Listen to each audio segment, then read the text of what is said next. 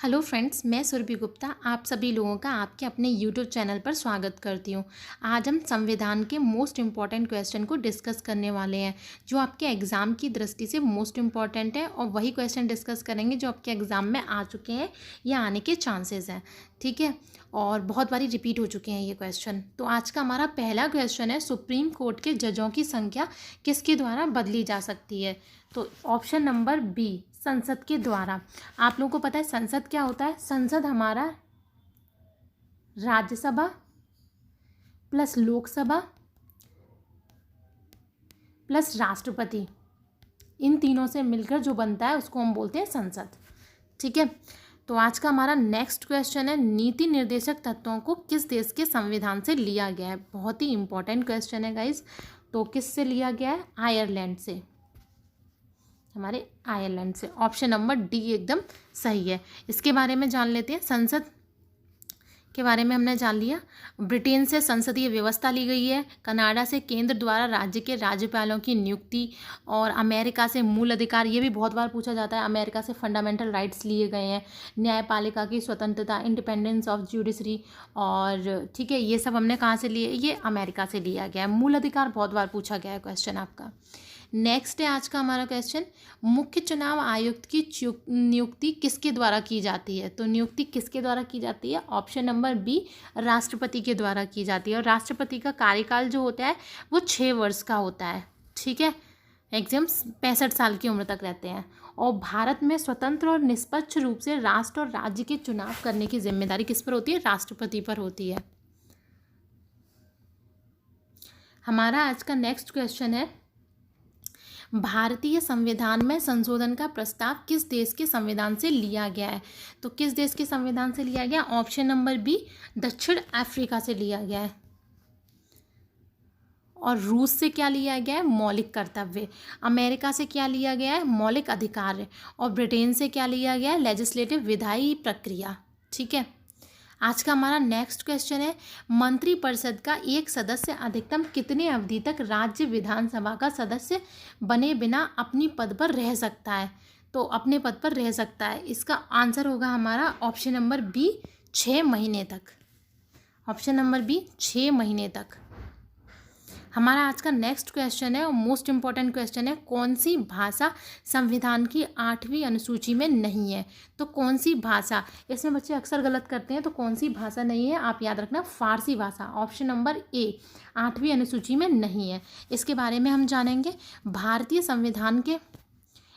संविधान के अनुच्छेद 344(1) और 351 के अनुसार 8वीं अनुसूची में निम्नलिखित में से 22 भाषाओं की मान्यता शामिल है। ठीक है, जिसमें हमारा फारसी भाषा शामिल नहीं है। नेक्स्ट आज का हमारा क्वेश्चन है, निम्न में से धर्मनिरपेक्ष का सही अर्थ क्या है? तो धर्मनिरपेक्ष का सही अर्थ क्या है? हमारा 7 का ऑप्शन नंबर ए हमारा सही है।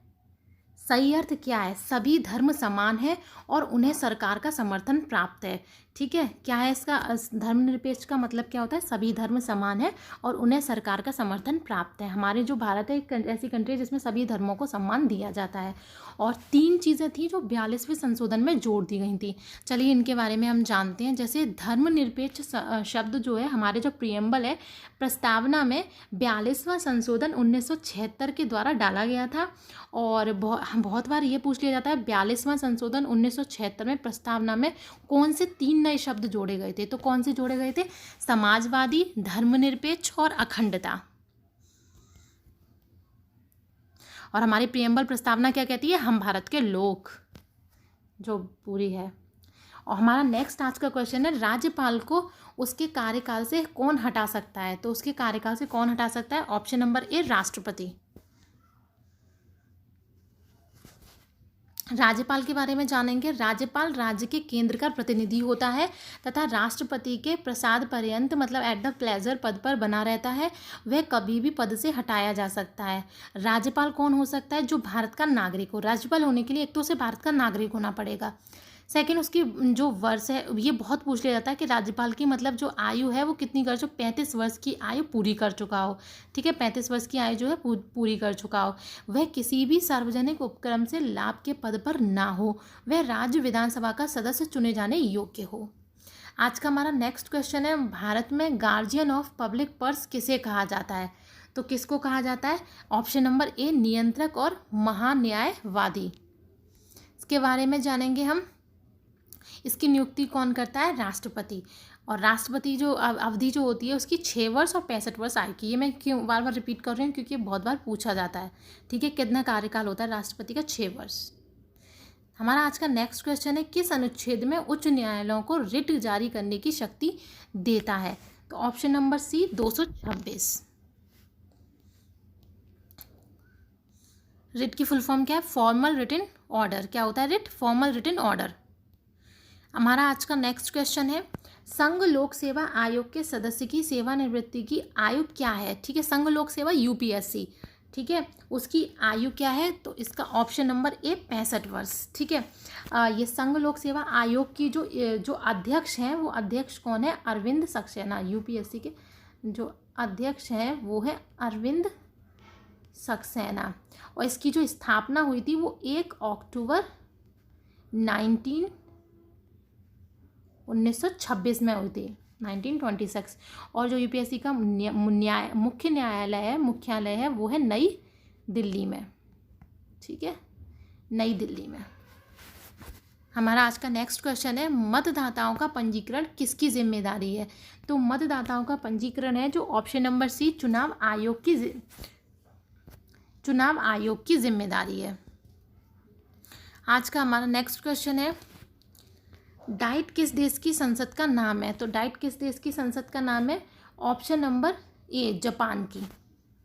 जो जापान की है संसद का नाम है वो है डाइट।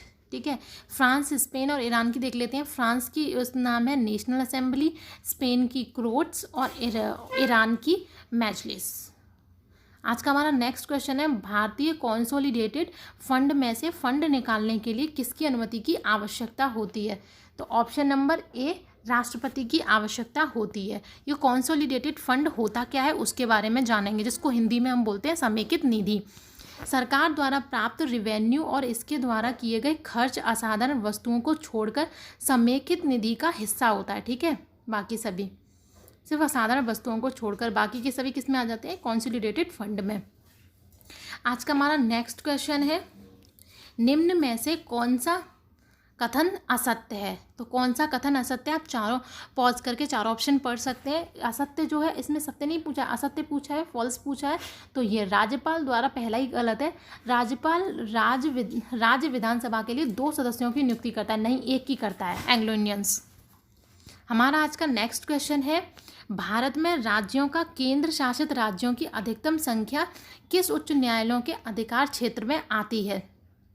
तो किस उच्च न्यायालय के अधिकार क्षेत्र में आती है? हमारा इसका आंसर है गुवाहाटी उच्च न्यायालय के अधिकार क्षेत्र में आती है।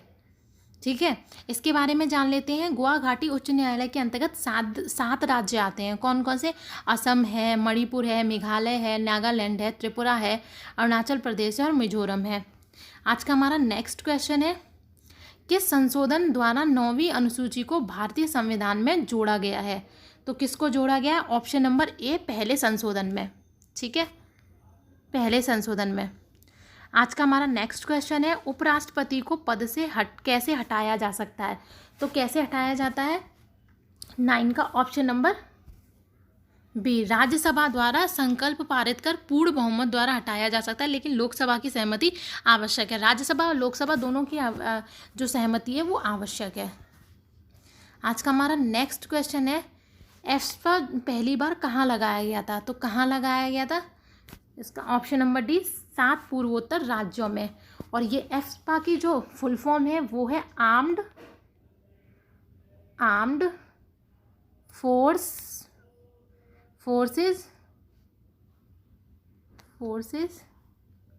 स्पेशल पावर्स एक्ट, ये इसकी फुल फॉर्म है, पूछ ली जाती है। आज का हमारा नेक्स्ट क्वेश्चन है, भारत में संसद में कौन कौन होते हैं? तो कौन कौन होते हैं? Option number D, Lok Sabha, Rajya Sabha, राष्ट्रपति। आज का हमारा नेक्स्ट क्वेश्चन है, राज्य के लोक सेवा आयोग के सदस्य की नियुक्ति कौन करता है?